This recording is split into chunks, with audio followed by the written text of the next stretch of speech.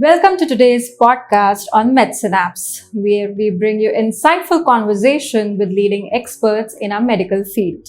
Today, we dive in deep into a significant topic called frozen shoulder. I'm sure every adult must have gone through one of the condition in their life.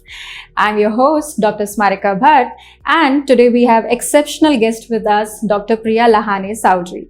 Dr. Priya Lahane Saoji is an anesthesiologist and pain specialist in Baner. She is proficient both in anesthetic management for surgical cases as well as in chronic and post-operative care. She has not only anesthetic skills but also cultivated a high level of confidence in handling intricate cases independently. Her continuous dedication to refining her expertise sets her apart, making her a trusted professional in this field. Welcome, Dr. Priya Saoji, on this podcast. Thank you. We are excited to have you. So we start with our first topic for this podcast is, what is the primary etiological factors contributing to the development of frozen shoulders, and how we can elaborate deep into the pathological factors, and how do you diagnose it to the patients? So there are multiple pathological factors causing the frozen shoulder, but sometimes it's not exactly, we don't know the cause. So the patients with systemic conditions like diabetes mellitus or thyroid problems, also in the patients which have undergone the breast surgeries or any shoulder surgeries, and they are kept for immobilized for the longer duration, they are more prone for the frozen shoulder. Sometimes the chronic shoulder pathologies which are not treated on the early basis, like bursitis or arthritis, then those patients will also turn into the frozen shoulder. So it's early diagnosis and the early treatment and even the early mobilization is the key for treating the frozen shoulders. That's perfectly addressed by you about the distinguished feature of frozen shoulder. So let's touch upon the second aspect of it. Sometimes when a patient enters to your clinic, so there will be active, extinguished, distinguished and frozen shoulder symptoms overlapping other symptoms. For example, there will be a rotator cuff injuries or shoulder arthritis. So how do you distinguish between the various problem, and how do you come to the conclusion to it? So frozen shoulder, that is adhesive capsulitis, it has a very typical course. The pain is in first, there are three phases of it.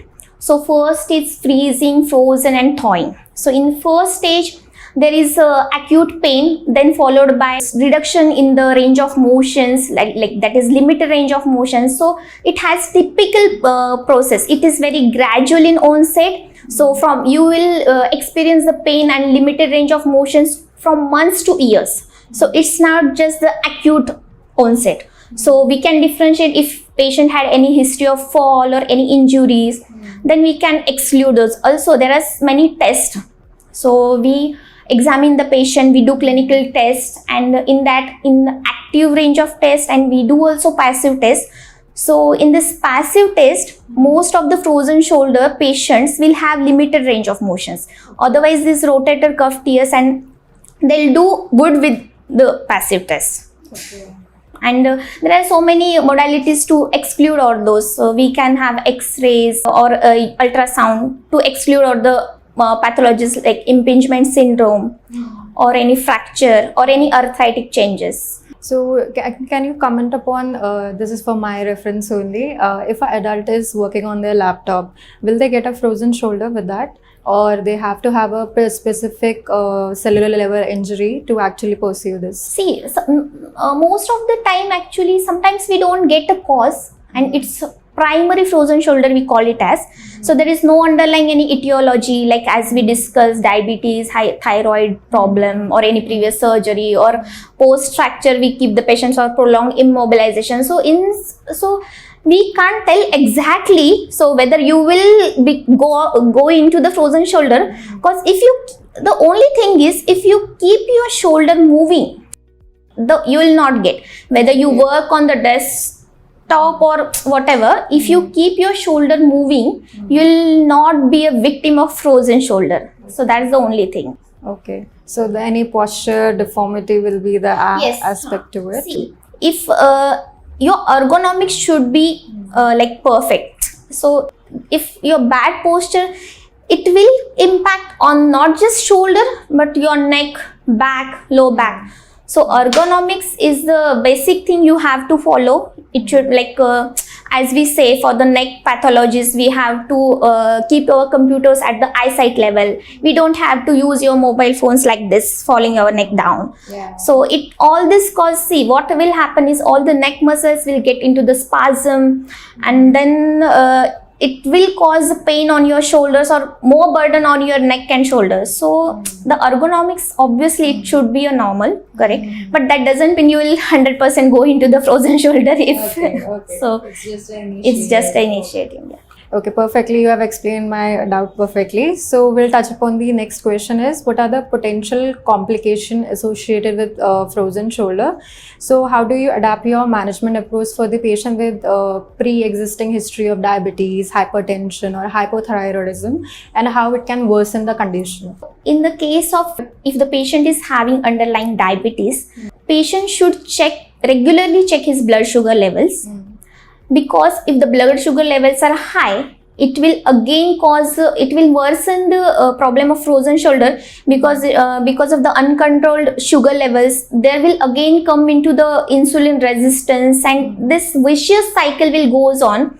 So you have to keep your even the inflammatory process, because of the chronic inflammation, and which is very associated with the diabetes. So we have to patient has to control his own blood sugar levels, and he will be in the risk of getting bilateral frozen shoulders also. Okay. So the main thing is the mobility and controlling his blood sugar levels. Even all these patients are more prone for the infection if that patient undergoes surgery. Even the poor healing problems also the patients with the thyroid disorders. These are known for the poor healing. So that will be one of the reason we should ask them to control the underlying diseases. Okay, so you touched upon that it will delay the healing process of the frozen shoulder if it persists for long. Yes. Okay, all right, perfect. So Dr. Priya, I would like to ask another question. How do you counsel patient on the importance of early diagnosis and intervention in frozen shoulder? And what key points do you emphasize about recognizing the early signs of it? See, most of the time patient doesn't know that it is a frozen shoulder. Patients come with I have a shoulder pain, so they'll take few painkillers or something, and they'll go home, and for 3-4 days they'll feel better. Then again they'll come with the shoulder, holding their shoulders. So first important thing is you should tell the patient about all this terminologies in simplified way. So they should know what it is, what causes, what are the causes, and what he should do to be better. Okay. So the first thing I explain all my patients in the simple ways, that frozen shoulder is a condition where your capsule becomes tight, and there will be you will be having much pain mainly during the night time. And so you have to keep your shoulder moving. Yes, if you have pain, you can take few medicines which won't affect your organs like kidneys and livers, because if you take all these medicines for longer duration, then the other organs will affect. So you can take painkiller medicines, but the physiotherapy, that is physical therapy, is the best way to overcome this frozen shoulder. There are few minimally invasive procedures also. Patients should know, no, I'm not getting any relief with the medicines, I'm unable to do physical therapy. Then what should I do? Yes, there are few minimally invasive procedures like ultrasound guided hydrodilatation we do. So basically the pain physician we do, with the help of ultrasound machine, we inject the normal saline and local anesthetic into the shoulder joint, and we stretch that tight capsule. So we make the shoulder, and immediately after this procedure, we actively mobilize the shoulder. So with the help of this, patient feels pain-free and he encourages to do physiotherapy. All these things, then you have to ask patient to control his blood sugar levels. He has to check his all these thyroid levels and blood sugar levels routinely, and he has to make few diet changes also according to his underlying disorders. And yes, he has to continue doing his physical therapy. Okay, you shed some light upon the medical aspect of we'll be doing on the patients.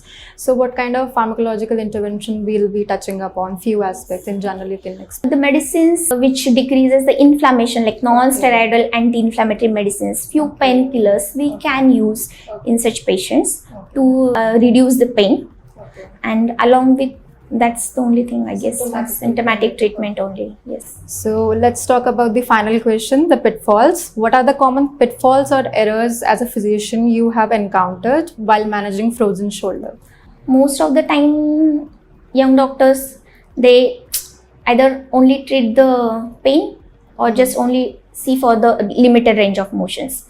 If you only treat the pain, the problem doesn't solve. If you only treat the range of motion, the patient will have pain and he won't do the physical therapy. So multidiscipline, like what we can say is a multimodal approach is the key for treating such frozen shoulders. Every patient is different and we have to treat every patient differently. Few patients may have severe pain, few patients will be comfortable but he won't be able to lift his hand. So each patient is different. So depending upon the patient, you have to make your line of management and you have to go ahead with it. So thank you so much, Dr. Priya, for joining our podcast and had a very insightful session with you with various aspects of frozen shoulders and all the medications, all the distinguished features with other modalities which you have touched upon. Thank you so much. And thank you to our viewers for tuning in. And remember, if you are a healthcare professional who is eager to delve deeper into medical topics or to have any questions, do not hesitate to join us on MedSynapse platform. MedSynapse platform is not just a resource, it's a dynamic space where we can connect with our medical peers, participate in meaningful discussions, and contribute to the ongoing healthcare debates. So until next time, stay tuned, stay healthy, take care, bye-bye.